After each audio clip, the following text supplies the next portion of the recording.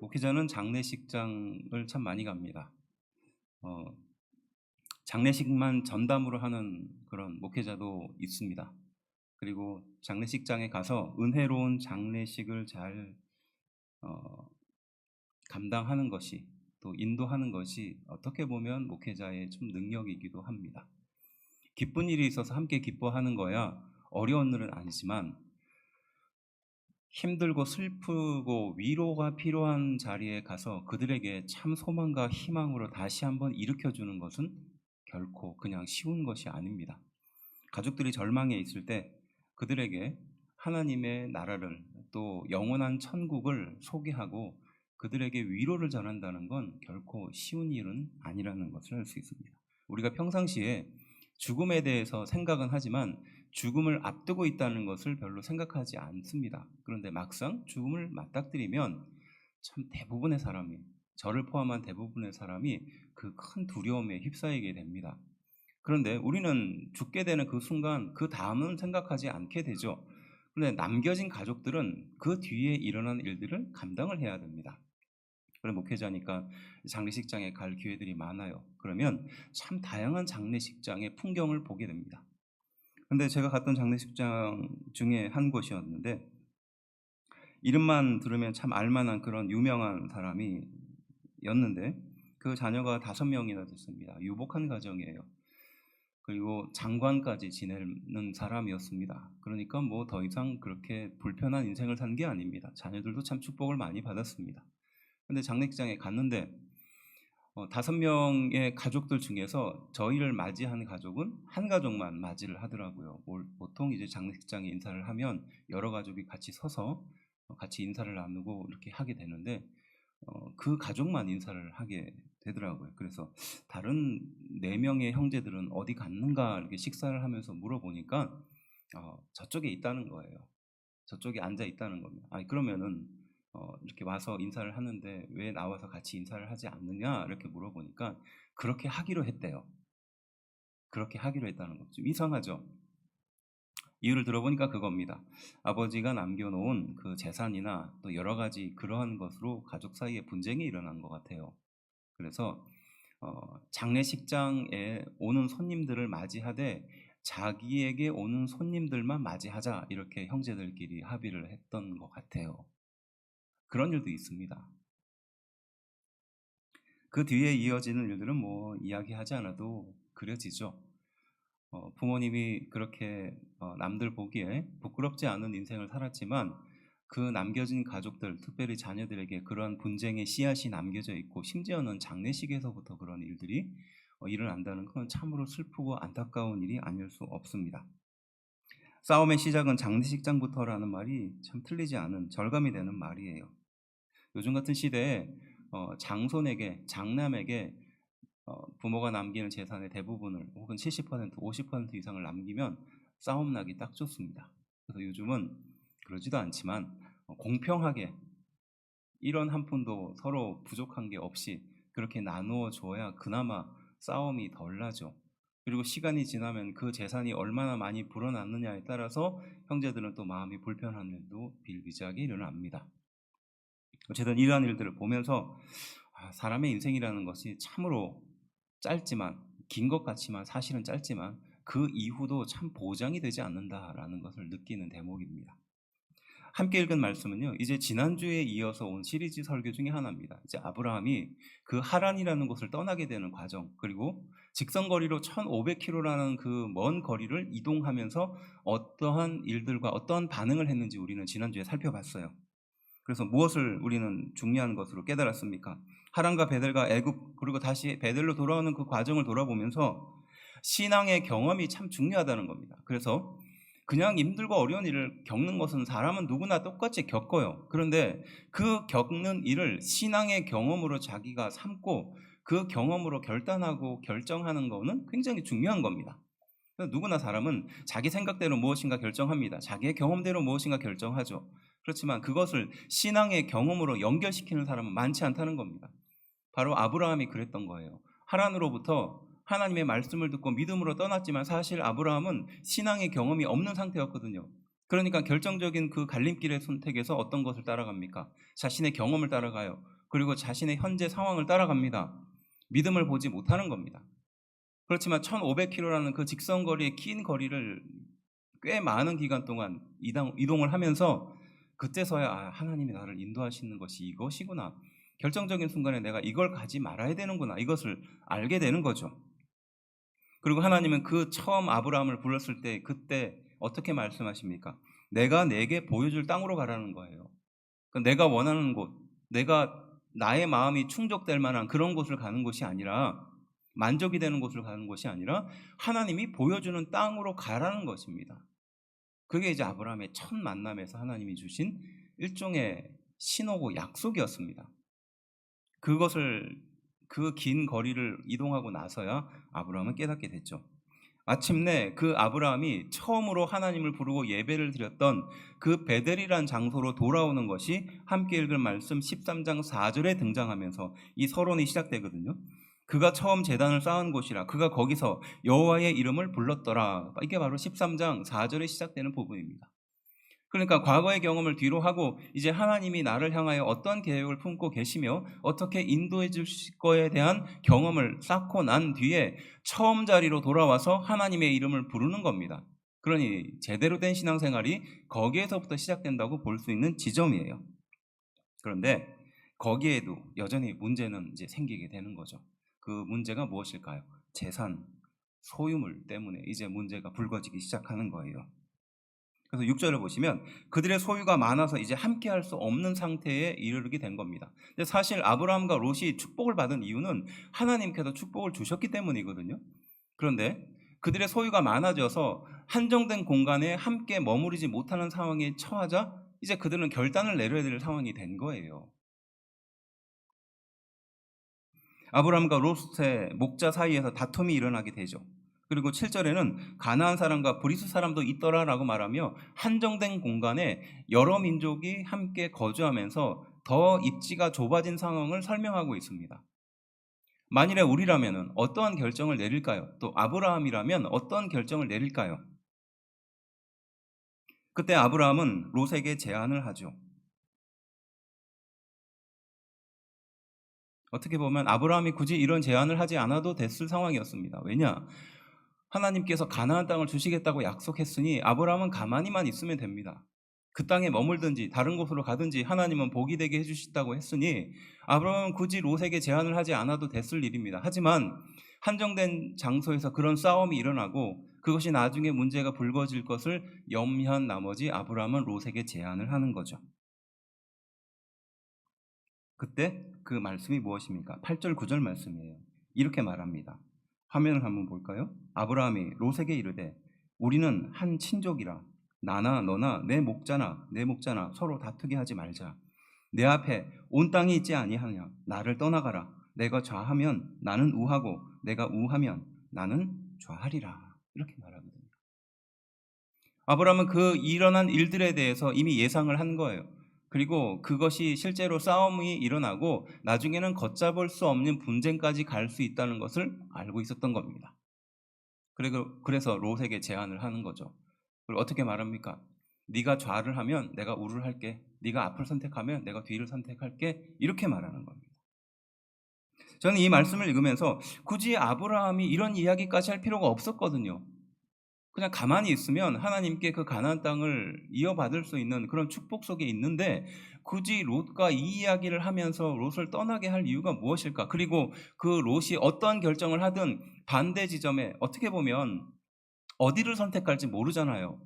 롯이 좋은 땅을 선택하면 좋지 않은 땅을 선택할 수밖에 없는 게 아브라함입니다. 반대로 롯이 인격이 훌륭해서 아브라함, 그러니까 삼촌으로부터 받은 은혜가 크기 때문에 이것을 감사해서 좀 부족하지만 좀 모자란 땅이지만 삼촌에게 양보했다면 훨씬 더 아름다운 그림이 그려졌겠죠. 왜 아브라함은 이렇게 일방적으로 양보를 했을까? 어떻게 보면 백지 투표의 계약과 마찬가지거든요. 네가 이쪽 땅을 선택하면 내가 반대쪽 땅을 선택할게 라는 말은 굉장히 위험한 발언이기도 하다는 거예요. 이게 단순하게 롯을 사랑해서, 조카인 롯을 사랑해서 아브라함이 이러한 말을 했을까요? 근데 여기서 중요한 것은 롯이 어떤 선택을 하는가가 이제 중요한 문제가 되는 거예요. 그리고 이 말씀을 통해서 하나님이 우리를 인도하실 때 하나님은 우리를 어떻게 인도하시는가에 대한 구체적인 내용들을 통해 은혜를 찾아보려고 하는 거예요. 우리가 살다 보면 이게 진짜 하나님이 인도하시는 것인가 아닌가 헷갈릴 때가 있잖아요. 그리고 지금 계속해서 아브라함의 갈림길에 대해서 이야기하는데 그 갈림길에서 어떤 선택을 하느냐에 따라서 인생이 달라질 수 있으니 굉장히 중요한 포인트 아닙니까? 그럴 때 아브라함은 어떠한 선택을 했으며 그의 반대 지점이었던 롯은 어떤 선택을 했는지 살펴보는 겁니다. 그를 통해서 하나님께서 우리 인생길에서 중요한 선택을 할 때 어떠한 신호를 주시면서 선택을 하는지 함께 말씀을 통해서 은혜를 찾아보려고 하는 것이에요. 첫 번째가 무엇인가? 눈을 들게 하시는 하나님입니다. 눈을 들게 하시는 하나님이에요. 앞서도 말했지만 아브라함이 이러한 손해보는 제안을 하는 근거와 자신감은 어디서부터 시작됐을까요? 앞서도 말했듯이 어떤 자신감이 있었길래 아브라함은 이런 제안을 조카 롯에게 할 수 있었을까요? 또 그만큼 조카 롯을 사랑했기 때문에 이런 결정을 내렸을까요? 롯이 어떤 선택을 하느냐가 굉장히 이제 중요한 지점에 와 있습니다. 그때 롯은 어떤 선택을 합니까? 자기의 눈을 들어서 들판을 바라보기 시작합니다. 이게 말씀은 이것은 자기의 눈을 든다라고 표현하고 있거든요. 우리가 눈을 들어서 무엇인가 사물을 보면 당연하게 보잖아요. 뭐 누가 시켜서 봅니까? 아니잖아요. 근데 성경에서 특별히 자기의 눈을 든다라는 이 독특한 표현을 씁니다. 이유가 있기 때문에 그래요. 눈을 든다는 것은요, 가장 중요한 신체 기관을 성경에서 눈으로 보거든요. 그래서 어떤 선악을 분별하거나 어떤 것을 판단할 때 바로 이 눈을 든다라는 표현을 쓰는 겁니다. 그러니까 인생의 중요한 결정을 하게 될 때 어떤 것을 따라서 판단할 때 눈을 들어서 본다라는 표현을 쓰는 겁니다. 중요한 결정을 보여주는 겁니다. 정체성을 보여주는 거예요. 우리가 신앙이 있다, 기도를 열심히 한다, 내가 20년, 30년 동안 신앙생활을 잘했다라고 우리는 자랑하고 스스로 믿고 있잖아요. 근데 내 신앙의 상태가 어떠한 상태인지 하나님 보시기에 몇 점인지 잘 모를 때가 많습니다. 그냥 교회 열심히 나오고 열심히 봉사하고 헌금하고 수고하고 또 교회 잘 섬기면 내 신앙이 한 80점, 90점은 될 거라고 생각하지만 사실은 내 신앙의 점수를 가장 잘 알 수 있는 지점이 있어요. 언제였을까요? 언제일까요? 바로 중요한 결정을 내릴 때라는 거예요. 그게 내 신앙의 점수를 볼 수 있는 지점이라는 거예요. 감정에 따라서 움직이는 사람이 있어요. 자신의 환경에 따라서 쉽게 움직이는 사람이 있습니다. 환경을 불구하고 환경을 뛰어넘어서 하나님께 순종하는 믿음을 갖기보다는 그저 환경이 인도하는 대로만 쫓아가는 사람들이 있어요. 자신의 신앙의 점수가 환경의 점수에 머물지 못한다는 겁니다. 그것을 뛰어넘어 하나님께 기도하고 신앙을 갖는 신앙은 못 갖는 겁니다. 그래서 아브라함이 그 아들 이삭을 바칠 때 바로 아브라함이 그의 눈을 들어서 살펴봤다라는 표현도 등장하거든요. 왜냐? 아브라함이 믿음으로 자신의 그 생명 같은 자녀를 이삭을 하나님의 명령에 따라서 드릴 때 얼마나 그랬을까요? 이루 말할 수 없은 그런 괴로움이 있었을 거잖아요. 그때 아브라함이 눈을 들었어요. 뭡니까? 자기의 정체성을 따라서 본다는 겁니다. 내가 이런 결정을 하고 아들을 지금 하나님의 말씀대로 죽이기까지 이 자리로 데리고 왔지만 그 믿음은 어디에 있다? 하나님께 있다는 것을 보여주는 거예요. 예수님 또한 눈을 든다라는 표현을 자주 사용하십니다. 그래서 산상수훈을 말씀하실 때 눈을 들어서 산상수훈을 말씀하기 시작하시는 거예요. 또 부자들이 헌금함에 잘못된 헌금을 넣는 것을 보며 예수님은 그들을 바라보면서 눈을 들어서 그들에게 꾸짖을 때 이 표현을 쓰거든요. 또 그 잘못된 생각을 가지고 있는 사람들이 하나님의 말씀을 의지하지 않고 자의적으로 말씀을 해석하고 있을 때 추수의 때를 돌아보며 그들에게 바른 믿음을 설명할 때 그때 또 예수님이 눈을 들어서 그들을 바라보면서 교훈하는 내용이 등장하거든요. 그러니까 이거예요. 진심을 다해서 자기의 중심을 보여주면서라는 뜻을 담고 있는 거예요. 눈을 든다는 건요. 그래서 10절 말씀을 그렇게 읽으면 조금 다르게 느껴질 겁니다. 함께 좀 읽어볼까요? 10절 시작. 이에 롯이 눈을 들어 요단 지역을 바라본즉 소알까지 온 땅에 물이 넉넉하니 여호와께서 소돔과 고모라를 멸하시기 전이었으므로 여호와의 동산 같고 애굽 땅과 같았더라. 아멘. 그러니까 지금 이 롯이 자기의 눈을 들어서 보니까 어디가 보입니까? 제일 좋은 땅, 물이 넉넉하고 그리고 제일 화려한 도시가 눈에 보이기 시작한 거예요. 우리는 소돔과 고모라의 미래를 알고 있지만 당신은 그 누구도 소돔과 고모라가 그렇게 멸망할 거라고는 생각하지도 못하고 상상도 못했을 그곳이거든요. 가장 사람들이 많이 모이고 또 가장 화려하고 좋은 곳이 바로 소돔과 고모라였거든요. 롯이 눈을 들어보니까 물이 풍부한 그 요단 지역을 보게 된 거고요. 그 지역의 가장 중요한 지점에 소돔과 고모라가 눈에 보이게 된 겁니다. 그래서 그것이 마치 무엇과 같다고 표현합니까? 여호와의 동산 같고, 그러니까 에덴 동산 같고라고 표현하는 거예요. 또 애굽 땅 같다는 겁니다. 당시에 큰 도시였죠. 그 이집트의 도시 같아 보였던 그 소돔 땅을 향하여, 소돔과 고모라 땅을 향하여 바로 롯이 눈을 들기 시작한 거예요. 가장 좋은 곳, 또 편리한 곳, 불편을 감수하거나 또 초라해지지 않는 선택을 하고 싶은 사람의 마음이 그대로 담겨져 있는 겁니다. 누가, 어떤 사람이 초라한 선택을 하기를 바랍니까? 어떤 사람이 참 물도 없고 척박한 땅을 바라보고 싶은 사람이 어디 있겠어요? 지극히 현실적이고 지극히 인간적인 시선이에요. 잘못된 게 하나도 없습니다. 근데 하나님은 바로 이 롯이 눈을 들었다는 표현을 정확하게 이렇게 하는 거예요. 더 좋은 곳에 눈이 가 있는 상태입니다. 그래서 이것은 현대인의 선택과도 마찬가지입니다. 우리는 더 좋은 것을 선택하기 위해서 그렇게 노력하잖아요. 더 좋은 직장과 더 좋은 환경과 더 좋은 여건을 만들기 위해서 그렇게 손발을 떨면서 발버둥을 치면서 그렇게 살아가지 않습니까? 롯이 그러했다는 거예요. 더 좋은 것에 눈에 가 있는 상태는요, 우리 마음속에 늘 불만족과 비교가 우리를 지배하는 상태라고 표현할 수 있어요. 롯이 그러했던 겁니다. 주변 사람들을 보니까 나보다 더 잘 먹고 잘 사는 것 같아요. 더 건강하게 잘 사는 것 같습니다. 인생에 걱정과 근심 없이 살아가는 것처럼 보여요.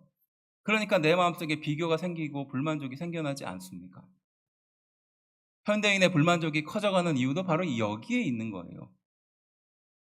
예전에는 내 주변에 내 가까운 사람들의 소문만, 이야기만 들으면서 살아갔는데 이제는 우리가 원하지 않는데도 그 주변에 어떻게 살고 있는지 우리의 귀에 꽂아줘요. 뉴스를 봐도 그렇고요. 주변에 어떤 것을 봐도 그렇습니다. 옛날처럼 내가 아는 사람들만 만나지 않아요. 모르는 사람의 그 돌아가는 이야기까지 우리는 뉴스를 통해서, 가까운 사람의 어떤 소식을 통해서 접하게 되거든요. 그러니까 그를 통해서 더 많이 불만족스러워지는 거예요. 더 많이 비교하게 되는 겁니다. 이게 바로 롯이 눈을 들어 가장 좋은 땅을 바라보는 상태죠.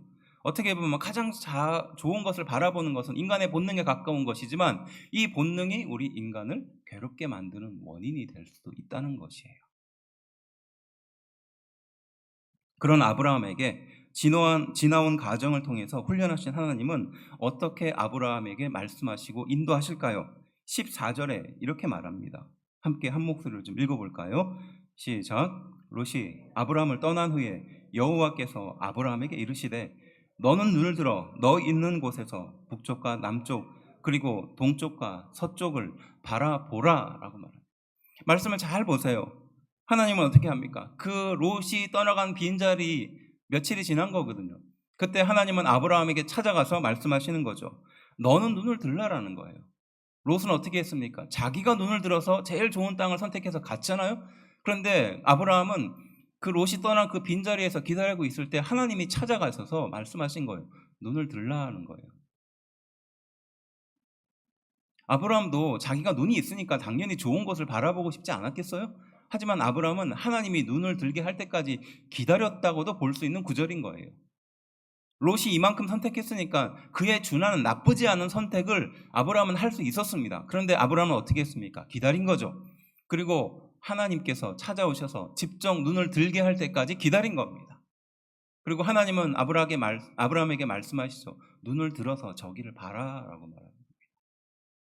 바로 그리고 그곳으로부터 내가 너와 함께 하겠다 약속하는 장면이 등장합니다. 그래서 15절에 보이는 모든 땅을 주면서 영원히 거하게 하실 것이라고 약속해 주고요. 16절은요. 자손을 티끌과 같이 많게 해주겠다고 축복하십니다. 17절은요. 너를 중심으로 종과 행으로 다니면 축복과 중심이 바로 너가 되게 해주겠다라고 하나님은 아브라함에게 약속하고 계시는 줄로 믿습니다.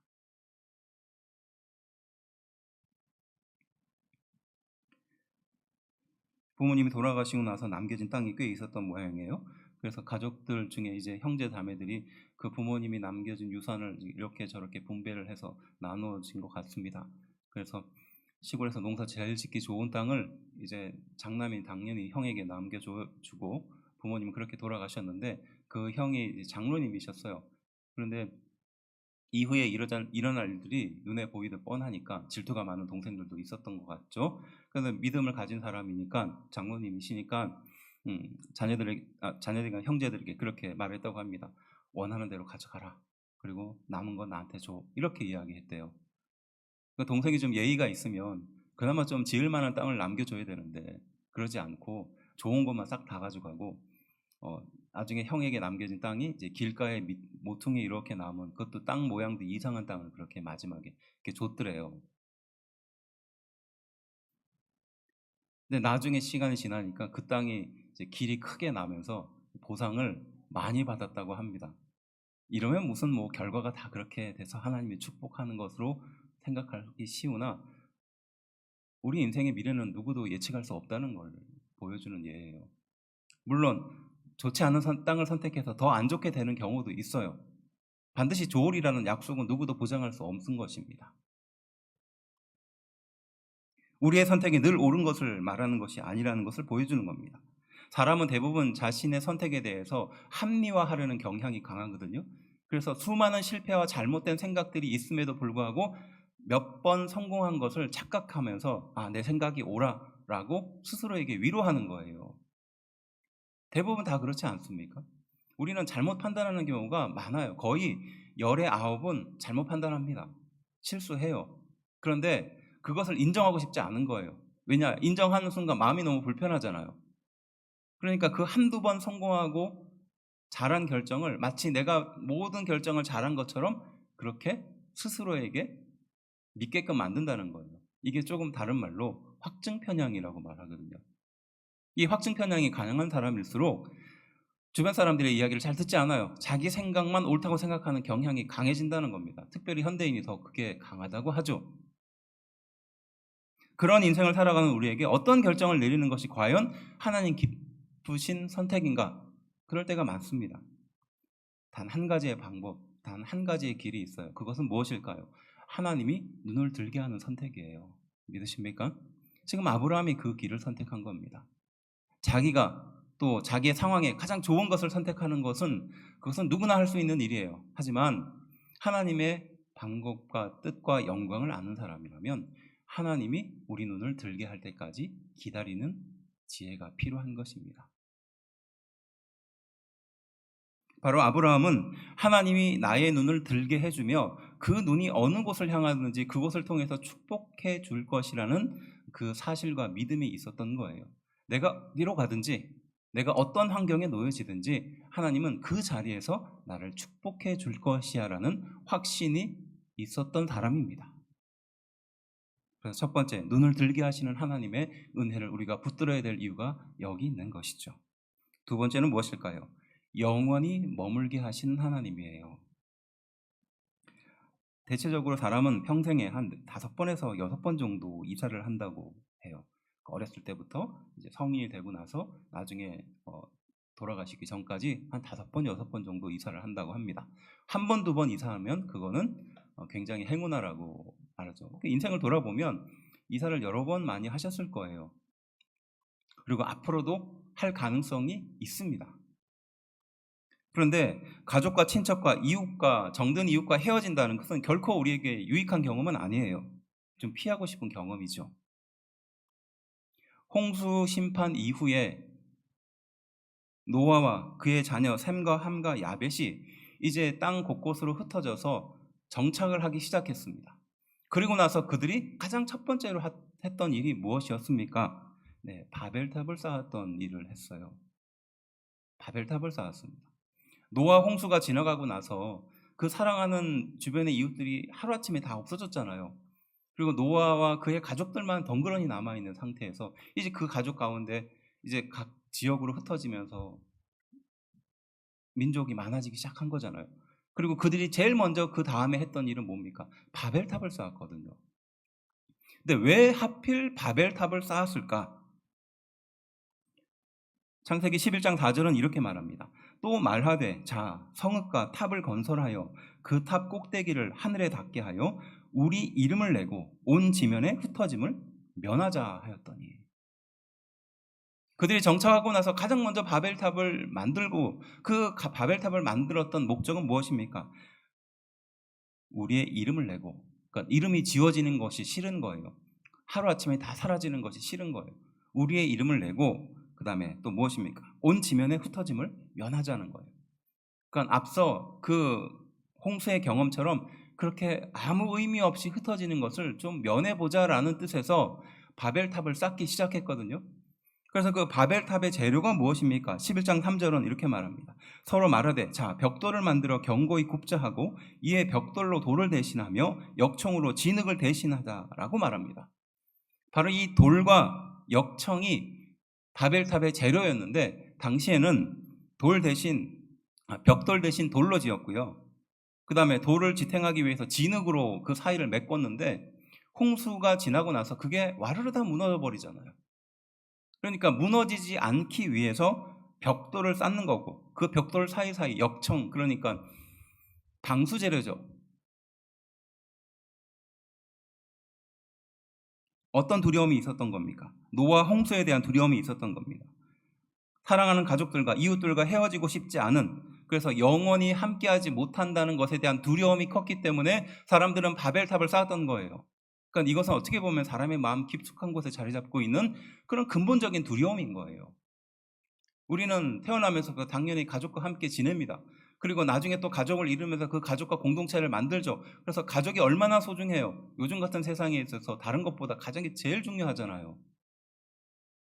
근데 이것을 가만히 살펴보면 이와 같이 헤어지지 않으려고 하는 마음, 성경의 말씀대로 보면 자기의 이름을 내고 지면에 흩어짐을 면하고자 하는 마음이 강한, 이 사람의 본성이 반영되어 있는 거거든요. 이 두려움은 어떻게 보면 인간의 근본적인 두려움입니다. 그리고 그와 더불어서 영원한 것이 없다는 것을 보여주는 한 증거이기도 하거든요. 사랑하는 가족, 아내와 남편, 자녀와 손자, 손녀 혹은 친구와 영원히 함께할 수 없다는 사실을 우리가 인정하고 받아들여야 되는데, 사실 그게 쉽지 않다는 것을 보여주는 겁니다. 홀로 인생이 온 것처럼 홀로 인생을 떠나야 하는 것이 우리 인간의 한계입니다. 근데 그러고 싶지 않은 거죠. 바로 그러한 인생의 가장 근본적인 두려움을 갖고 있는 우리에게 헤어지고 싶지 않고 또 지면에 흩어짐을 면하고 싶어하는 이 사람의 근본적인 감정을 누구보다도 하나님은 잘 알고 계시는 거죠. 바로 그러한 우리 인생에 찾아와서 하나님의 약속하신 거예요. 영원을 약속한 겁니다. 내가 너와 함께 영원히 함께 할게. 그럼 이것은 축복이 아닙니까? 은혜 아니겠어요? 반려동물을 키우는 사람들이 가장 힘들어하는 것이 무엇이냐? 그 동물이 자기보다 먼저 죽을 때라고 말합니다. 사랑을 주고 정을 줬는데 이 반려동물의 연하는 보통 10년, 잘 키워봤자 15년, 20년 넘어가지 못합니다. 그러면 그 15년, 20년 동안 사랑을 주고 정을 주었던 반려동물이 죽으면 진짜 가족이 죽는 것 같은 그런 괴로움을 겪는다고 하거든요. 저희 집 아이도 햄스터를 키워요. 햄스터는 몇 년 삽니까? 잘 키워봤자 한 1년 반 살아요. 그러니까 해마다 이번 봄에 만난 햄스터는 내년 봄에 만날 가능성이 없는 겁니다.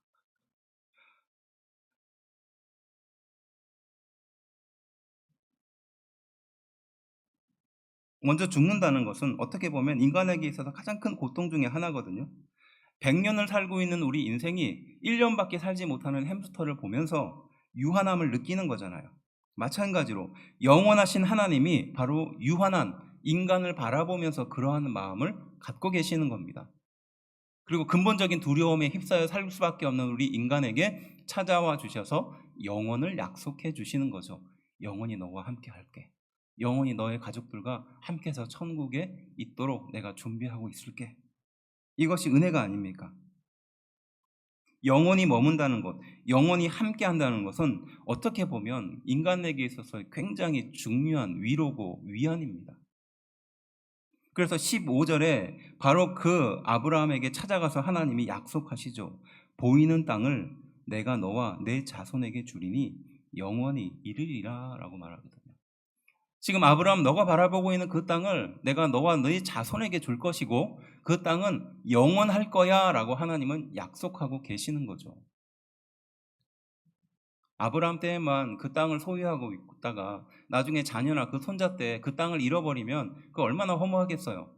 그런데 아브라함에게 찾아가서 하나님은 그 땅을 너와 내 자손에게 영원히 줄 거라고 약속해 주는 거예요. 그를 통해서 우리 인생을 향하여도 동일하게 교훈하고 있습니다. 우리는 영원하고 싶지만 영원히 살 수 없는 존재이고 늘 그것에 대한 두려움을 갖고 있는 상태이지만 하나님이 우리에게 찾아오셔서 영원을 약속해 주는 거예요. 내가 너와 함께 할 때 할게. 그리고 너의 마지막 순간에도 그리고 그 이후에도 너와 함께 할게 라고 약속해 주고 계시는 줄로 믿습니다. 그래서 우리의 그 근본적인 불안함과 두려움이 해소가 되는 거예요. 유한한 아브라함에게 영원하신 하나님이 약속을 하는 것입니다. 유한한 인간에게 영생을 약속하는 것이죠. 예수님 또한 죽음의 두려움에 떨고 있는 회당장의 딸을 보면서 말씀하셨습니다. 두려워하지 말고 믿기만 하라. 그러면 내 딸이 즉시 나을 것이다. 이렇게 예수님은 그들의 마음속에 근본적인 두려움에 대해서 말씀하시는 거죠. 딸이 죽는다는 것은 어쩔 수 없는 인생의 한계예요. 하지만 그 죽음 이후에 함께하지 못한다는 고통이 더 큰 괴로움이 될 수 있다는 것입니다. 아브라함은 바로 그 하나님이 말씀하신 그 땅으로 가죠. 그리고 그 땅의 이름은 헤브론이고요. 좀 더 구체적으로 마므레 상수리 수풀이라는 곳입니다. 그리고 거기에서 어떤 일이 일어나는가? 아브라함이 거기에 거주지로 만들게 되고 정착하게 됩니다. 이제서야 정착하는 거예요. 그리고 거기에서 막벨라 굴이라는 곳을 사거든요. 그리고 거기에 자신을 사랑하는 아내 사라를 거기에 묻어요. 그리고 아브라함도 그 막벨라 굴에 묻힙니다. 그리고 그 이후에 자녀들도 거기에 묻혀요. 이후 가족들이 묻힌 거룩한 장소가 되면서 지금도 그 장소는 기억되고 기념되고 있습니다. 하나님의 약속이 이루어진 거죠. 전도 행사를 하는데 전도 행사를 하면서 기도 제목 나무 이런 걸 만들었어요. 그래서 저 반포에 가서 터미널에 가가지고 그 나무를 사가져왔습니다. 나무도 비싸더라고요. 그냥 그 나무인데 그게 뭐 15만 원 막 이렇게 하더라고요. 당시에도 굉장히 비싼 가격을 주고 나무를 사가져왔어요. 생나무가 아니라 그 조경나무 있죠. 그래서 교회에 설치를 하고 또 나뭇잎을 이렇게 무성하게 풍성하게 달아줬습니다. 그리고 성도들에게 어, 전도 행사를 하면서 전도하고 싶은 대상을 위해서 기도 제목들을 적어서 거기에다 이렇게 매달아 놓으면 우리가 함께 전도 행사를 하면서 기도하면서 같이 좀 그렇게 보내자 뭐 이런 의미를 담아서 교회 입구에다가 나무를 크게 이렇게 설치하고 거기다가 성도들에게 미리 기도 제목 쪽지를 요만큼 나눠 주어서 거기에 기도 제목들을 다 쓰게 했어요. 그래서 성도들이 거기에 기도 제목들을 다 매다니까 그 나뭇잎보다 훨씬 많은 그 기도 제목들이 거기에 쭉 매달리니까 그 교회 입구에 복도를 왔다 갔다 할 때마다 그게 눈에 늘 보이죠. 그러면서 저 기도 제목을 하나님께서 이루어 주실 것이야 라는 그런 마음을 가지고 그렇게 전도 기간을 보냈어요. 근데 그 수백 장이 넘는 그 많은 기도 제목 중에서 유일하게 기도 제목이 기억이 남는 기도 제목이 있어요. 누가 썼는지 알 수 있습니다. 노 권사님이에요. 글씨도 잘 못 쓰는 그런 분인데 막 삐뚤삐뚤한 글씨로 이렇게 썼더라고요. 아들아, 영원히 천국에서 함께 살자. 이렇게 적어 놓으셨더라고요. 아들아, 영원히 천국에서 함께 살자. 그 한마디가 잊혀지지 않아요. 그 수백 장, 수천 장에 가까운 그 기도 제목 중에서 그 기도 제목이 지금도 잊혀지지 않습니다. 아들아, 영원히 천국에서 함께 살자. 이 부모의 마음이 담겨져 있지 않습니까? 내 사랑하는 자녀와 함께 그 영원한 천국에서 영원히 함께하고 싶은 그런 마음의 소원이 담겨져 있지 않습니까? 바로 그러한 소망을 갖고 있는 우리에게 하나님은 우리에게 약속해 주시는 거예요. 영원을 약속해 주시는 겁니다. 마지막 세 번째는요. 감사하게 하시는 하나님입니다. 그 사람의 기본을 볼 수 있는 것이 있어요. 그것이 무엇입니까? 그 사람이 나누는가, 양보하는가, 그리고 두 번째는 그 사람이 감사하는가, 이걸 통해서 알 수 있다고 합니다. 그러니까 누군가에게 무엇인가 나눌 수 있다는 것은 어떤 목적을 갖지 않고 그냥 순수하게 나누고 양보할 수 있는 것은 그만한 여유가 있기 때문에 할 수 있는 행동이거든요. 어떤 목적이 없이 하는 거예요. 그리고 그 사람의 입에서 감사하는 말이 나오는가, 이건 굉장히 중요한 거거든요. 그 사람의 기본을 볼 수 있는 말이라고 합니다. 사실 이걸 보면요, 감사하는 것은요 그냥 되는 것이 아니에요. 그냥 감사라는 말이 나오지 않습니다. 그래서 우리는 내 주변에 있는 사람들 뿐만이 아니라 내 자녀들에게 꼭 가르쳐야 될 것 중에 하나가 바로 이 감사라고 생각해요. 감사할 줄 아는 사람, 또 감사하는 신앙을 갖도록 하는 것이 우리에게 꼭 필요한 것입니다. 그래서 저는 헌금에 대해서 다른 강조는 잘 안 하는 편인데요, 자녀가 있다면 그 자녀에게 반드시 주일날 드리는 주정 헌금에 작은 돈이라도 좋으니까 그 자녀가 직접 그것을 감사하도록 가르치라고 꼭 말합니다. 물론 부모가 대신 써줄 수도 있죠. 그리고 아침에 지갑에서 뭐 1,000원 꺼내가 아니면 10,000원 꺼내가 이럴 수도 있죠. 그런데 어렸을 때부터 그 자녀가 작은 돈이지만 자기 이름을 직접 쓰고 거기에 작은 돈이지만 그 돈을 넣고 하나님께 감사할 수 있는 습관을 들이는 건 굉장히 중요하거든요. 그저 형식에 맞추어서 그냥 주일날 가니까 주정헌금을 드린다, 이 정도가 아닙니다. 그래서 다른 교회들은 주정헌금 하는 거에 대해서 그렇게 많이 강조하지 않는 곳도 많아졌습니다. 예전에는 주정헌금이 중요했지만 요즘은 그렇지 않잖아요. 그래서 저는 이 주정헌금을 우리 교회 세우면서 제일 먼저 했습니다. 다른 이유가 없어요. 꼭 가르쳐야 될 일이기 때문에 그렇습니다. 그리고 그것은 스스로 해야 될 일이에요. 자기의 지갑에서 돈을 꺼낼 수 있는 용기가 필요한 겁니다. 그리고 그것은 매주일 할 수 있어야 돼요. 그것을 누가 가르칠 수 있습니까? 부모가 가르칠 수 있어요. 여러분들이 직접 그것을 해야 될 일이기도 합니다. 왜냐? 감사가 없으면요, 또 감사의 의미를 모르면 불평하기 때문에 그렇습니다. 그리고 만족하지 않으려고 하기 때문에 그래요. 감사의 반대 지점에 있는 이 비교라는 것이 늘 우리 인생을 사로잡거든요. 방금까지만 해도 감사할 것이 너무 많은데 마음속에 요만한 불평이 하나 생기면 그것이 마치 우리 인생 전체를 다 휘감아 버려서요, 옴짝달싹 할 수 없는 불만족의 상태를 우리를 만들어 버리거든요. 얼마나 감사할 것들이 많습니까? 그런데 이 감사할 것들은 다 사라져 버리고 불평과 불만이 내 인생을 다 지배하는 것처럼, 마치 불행한 것처럼 그렇게 만들어 버리거든요. 그때 이것을 해결할 수 있는 유일하고도 정확한 길은 감사밖에 없어요. 헤쳐나갈 길은 그거밖에 없습니다. 그것을 모르고 인생을 살아간다면 굉장히 불행한 겁니다. 왜냐? 주변에는 감사할 만한 것들이 별로 많지 않기 때문에 그래요. 그리고 우리로 하여금 늘 비교하게 만들고 늘 불평하게 만드는 환경이 조성되어 있기 때문에 그렇습니다. 아브라함이 조카 롯을 만나며 네가 좌하면 내가 우하겠다고 말을 했던 그 자신감은 어디에서부터 시작됐을까요?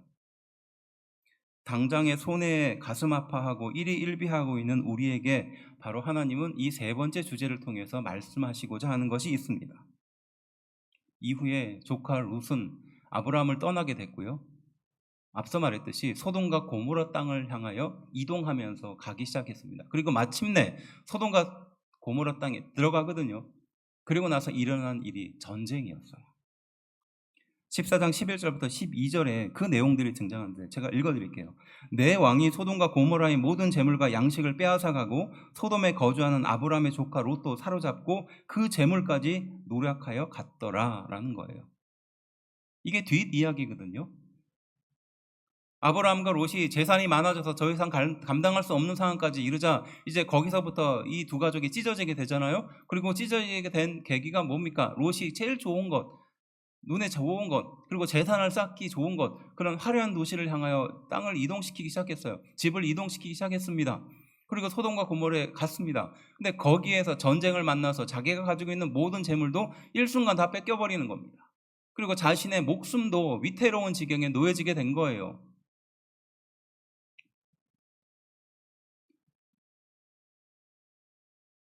하나님의 축복으로 인하여 재산이 늘어났지만 그들이 헤어지게 된 것은 풍성한 좋은 곳을 향하여 이사를 가기 시작했고, 그것이 소돔과 고모라였습니다. 풍성한 재산 때문에 삼촌과 헤어지게 되었고, 소돔과 고모라까지 와서 결국은 모든 것을 잃어버리게 된 것이 롯의 현주소였다는 겁니다. 더 풍성한 것을 가지려고 더 좋은 것을 향하여 그렇게 시선을 향했던 롯이 마지막에 이르게 되는 종착점이 결국은 모든 것을 빼앗겨 버리고 자신의 생명도 위협에 빠지는 것과 마찬가지인 겁니다. 우리 인생의 마지막 결론을 누가 판단할지는 누구도 예측할 수 없습니다. 수십억, 수백억을 집에 쌓아놓는다고 해도 그것을 잘했다고 칭찬하는 사람이 누구냐에 따라서 우리 인생이 달라지는 거예요. 불의한 사람이 그 재산을 판단하면요, 그 재산을 쌓는 것이 불의한 것이 됩니다. 아브라함은 318명과 함께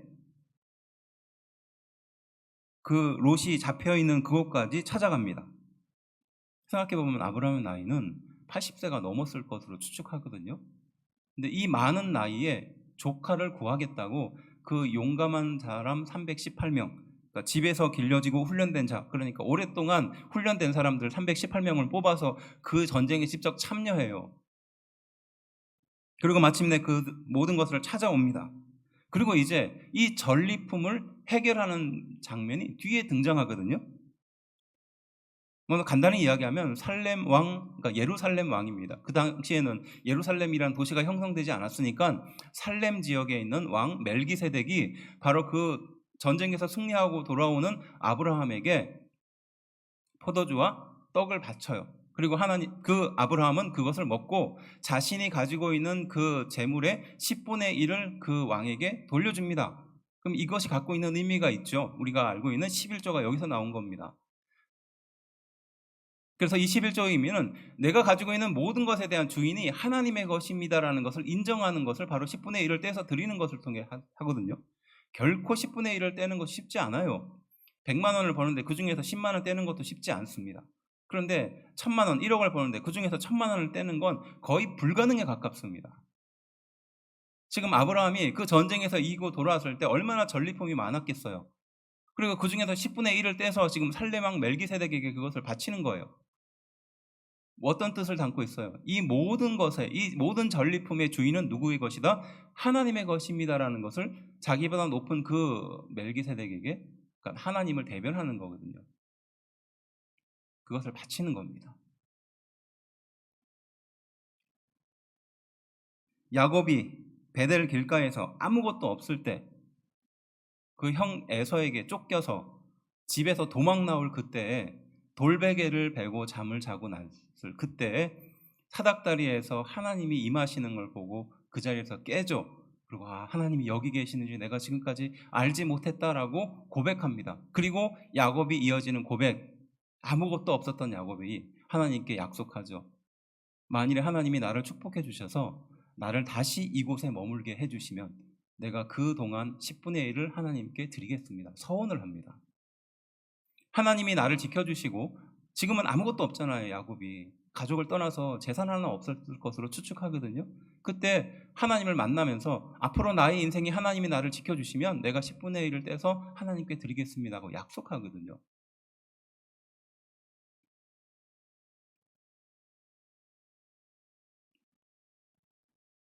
이스라엘 백성들이 11조를 이렇게 의무로 드리기 시작했을 때부터 타락했다라고 평가합니다. 하나님께 드리는 이 11조를 내가 가지고 있는 모든 재산의 10분의 1을 떼면서 아까워하거나 아니면 이것을 힘들어하거나 이랬을 때 이스라엘 백성들이 극단적으로 타락했을 때의 지점이었어요. 반대로 이 모든 것을 감사하며 이 모든 것을 베풀어 주신 하나님의 은혜에 감사하며 기쁨으로 자원으로 드렸을 때 이스라엘 백성들을 회복됐거든요. 앞서도 말했듯이 예수님께서 그 부자들이 헌금 넣는 것을 보면서 눈을 들어서 그들에게 꾸짖었던 이유도 바로 그거거든요. 하나님께 드리는 감사의 제물, 또 이 진정한 마음을 진정으로 드리지 못하고 형식으로 드린 거예요. 그럼 그들의 상태가 어땠다는 것을 보여주는 겁니다. 극단적으로 타락해 가고 있다는 것을 보여주는 겁니다. 근데 작은 것이지만 그를 통해서도 감사하고 기쁨으로 하나님께 제물을 드리는 그것을 볼 때 하나님은 그들이 회복되었다라고 말합니다. 그래서 종교의 개혁을 할 때 제일 먼저 했던 게 바로 그거예요. 성전의 모든 잘못된 기물들을 치우고 그다음에 하나님께 합당한 제물을 올려드리는 것으로부터 시작됐거든요. 내게 감사가 있다는 것은 내가 회복하고 있다는 증거를 보여주는 겁니다. 내 안에 감사의 제목이 계속 나온다는 것은 내가 하나님의 은혜 안에서 회복되고 있다는 것을 보여주는 증거예요. 소돔 왕이, 그러니까 그 소돔과 고모라에 있는 그 소돔 왕이 아브라함에게 제안을 하죠. 23절 24절에 나오거든요. 이렇게 말합니다. 간단히 요약하면 이거예요. 당신이 그 전쟁에서 이겨서 전리품을 가지고 왔으니 사람도 찾아왔을 거 아니에요? 그러니까 그 모든 전리품을 당신이 가지고 사람만 나에게 돌려달라라고 그 소돔 왕이 제안을 합니다. 그때 아브라함이 어떻게 대답합니까? 나는 그 중에서 시로라기 하나도 내가 가지지 않겠다. 다만 나와 함께 동행한 사람에게 나누어 줄 것만 나에게 다오라고 말합니다. 그러니까 그 전쟁을 치르고 전리품은 아브라함은 갖지 않겠다는 뜻이에요. 저 같았으면 그렇게 못했을 겁니다. 저 같았으면 그 중에서 좀 괜찮은 거 좀 이렇게 좀 뽑아가지고, 네, 뭐 그런 거 좀 이렇게 해가지고, 그래서 전쟁에서 이겼으니까 뭔가 좀 이렇게 자신을 보상하고 싶은, 뭐 요즘 많이 얘기하는 것처럼 나에게 주는 선물 그런 거 있잖아요. 그렇게 하고 싶은 마음이 왜 안 들었겠어요? 근데 아브라함에게 있어서 그건 중요한 게 아닌 거예요. 전쟁에 이겨서 승리해서 전쟁의 전리품이 산인을 이룬다고 할지라도 그게 중요한 게 아니에요. 그 뒤에 계신 하나님이 더 중요한 겁니다. 감사죠. 그래서 10분의 1을 떼어서 하나님께 드리고 그 남은 그 재물마저도 내가 단 하나도 갖지 않겠다라고 이렇게 자신감 있게 행동하는 거예요. 롯에게 그러한 선택권을 준 자신감이 여기에서부터 비롯된 겁니다. 네가 좌하면 내가 우할 것이다라는 자신감이 여기 있었던 겁니다. 그냥 우리는 생각하기엔 아브라함이 재산이 많았으니까 롯에게 충분히 남겨줄 만한 그런 여유가 있었으니까 이런 행동을 하지 않았을까 하지만 사실은 그게 아니에요. 아브라함은 어떠한 곳에 가든지 하나님이 나를 축복해 주실 것이라는 이 자신감이 있었던 거거든요. 전쟁의 전리품에 관심을 갖지 않는 겁니다. 왜냐? 축복의 근원이신 하나님을 알고 있기 때문인 줄로 믿습니다. 그러니까 감사가 나올 수 있는 것이죠. 우리가 감사하는 이유는요, 축복의 근원이고 감사의 근원이신 하나님을 알기 시작했을 때부터인 줄로 믿습니다. 하나님을 모르면 감사도 모르는 거예요. 나에게 주시는 축복도 진정으로 감사하지를 못합니다. 그저 불명과 불평이 내 인생에 가득한 것처럼 그렇게 나는 불행한 인생이다라고 스스로를 코너로 몰고 있는 것이죠. 우리가 감사가 멈추는 이유는 무엇입니까? 축복의 근원이신 하나님을 잊어버릴 때, 모를 때, 바로 그렇지 않습니까? 감사할 일이 있어서 감사하는 것이 아니라 감사하게 하시는 하나님으로 인하여 감사하는 성도들이 되기를 주의 이름으로 축원합니다. 좋은 일이 생겨서, 나에게 감사할 만한 일이 생겨서 감사하는 것은요, 신앙인이 아니어도 누구나 할 수 있습니다. 하지만 그 뒤에서 우리에게 진정한 감사를 주시는 하나님을 붙들고 감사하는 것은요, 신앙인만 할 수 있는 특권인 줄로 믿습니다. 사업이 실패해도요, 내 뜻과 내 상황대로 흘러가지 않아도요, 또 내가 원하는 대로 그려지지 않아도요, 우리는 감사할 수 있습니다. 왜냐? 지금 아브라함에게 주신 그 축복처럼 내가 어떤 곳에 가든지 하나님은 나를 통해서 축복하실 분이라는 것을 알고 있기 때문인 줄로 믿습니다. 이것이 신앙이에요. 이것이 신앙인의 감사입니다. 그저 일희일비하면서 눈앞에 좋은 일이 생기면 즐거워하고 또 조금만 안 좋은 일이 생기면 금방 바닥으로 떨어지고 이런 감사가 아니라 아무리 좋은 일이 있어도 또 아무리 힘들고 괴로운 일이 있어도 그 속에서 감사를 찾아내는 그 신앙을 우리는 가져야 할 줄로 믿습니다. 정리하면 눈을 들게 하시는 하나님이 우리와 함께 하시는 거죠. 내가 눈을 들고 내가 원하고 내가 하고 싶은 그것을 선택하는 것이 아니라 하나님이 내 눈을 들게 해서 움직이게 하시는 그 믿음을. 두 번째는 무엇입니까? 영원히 머물게 하시는 하나님을 경험해야 되는 것입니다. 늘 불안에 쌓여있는 우리에게 영원히 함께하겠다는 약속을 주시는 하나님을 경험해야 되는 줄로 믿습니다. 마지막 세 번째는요, 감사하게 하시는 하나님을 믿어야 되는 것이죠. 하나님은 아브라함을 그렇게 인도하신 거예요. 아브라함의 권리를 박탈하고요. 그에게 순종을 요구하십니다. 그리고 그의 눈을 들게 하십니다. 그리고 마침내 영원한 축복의 열매를 그의 인생에게 끝없이 베풀어 주시는 것이에요. 이것이 신앙의 방법입니다. 하지만 반대는요. 권리를 포기하지 못해요. 권리를 빼앗기는 것을 가장 두려워하면서 살아갑니다. 그리고 순종을 거부합니다. 그리고 자기의 눈을 따라서 선택을 합니다. 결국 그의 인생은 작은 것, 또 혹은 영원하지 않은 것을 붙들면서 불안함 속에 만족을 채워가는 인생이 되고 마는 것이에요. 서두에 말했듯이 장례식장에 가보면은요, 참으로 많은 그 가족들의 모습을 볼 수 있어요. 그리고 그 부모님이 혹은 그 돌아가시는 분이 어떠한 유산을 남겼는지도 짐작할 수 있는 대목이 있습니다. 돈을 많이 남긴 사람의 장례식장도 가봤습니다.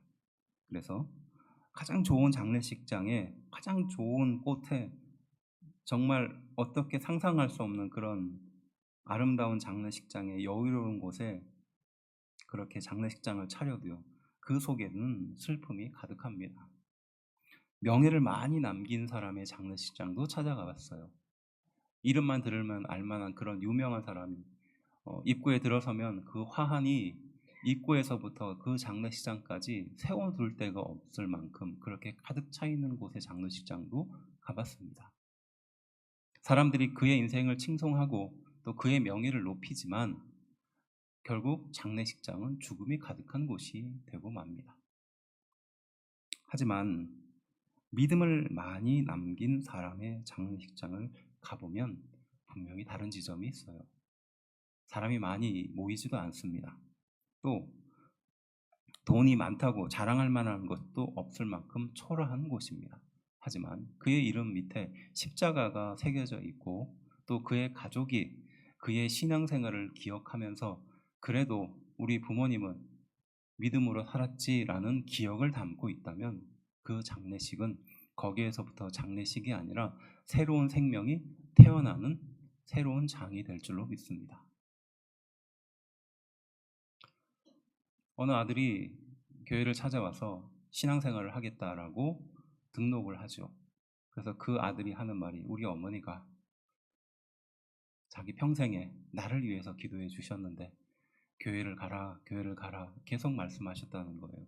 그때는 참 귀찮고 싫고 잔소리 같았는데 어머니가 돌아가시고 나니 그 빈자리에 어머니가 읽었던 신앙생활 그리고 성경책 또 그분이 쓰셨던 글들만 남았다라는 거예요. 그리고 어머니가 계신 그 천국에 나도 가고 싶어서 이제 교회를 등록하게 되었다라는 고백을 들은 적이 있습니다. 영원히 살 수 없는 우리 인생에게 이 영혼의 축복을 약속해 주신 하나님, 떨어져 살고 싶지 않은 그런 인생에게 떨어지지 않을 약속을 주신 하나님이 우리에게 지금도 말씀하고 계시는 줄로 믿습니다. 아브라함이 바로 그러한 인생을 살았죠. 눈을 들게 해주셨고 영원히 머물게 해주셨고 또한 감사하게 해주셨습니다. 마찬가지로 우리의 신앙생활도 하나님은 지금도 그렇게 인도해 주시는 줄로 믿습니다. 기도하겠습니다.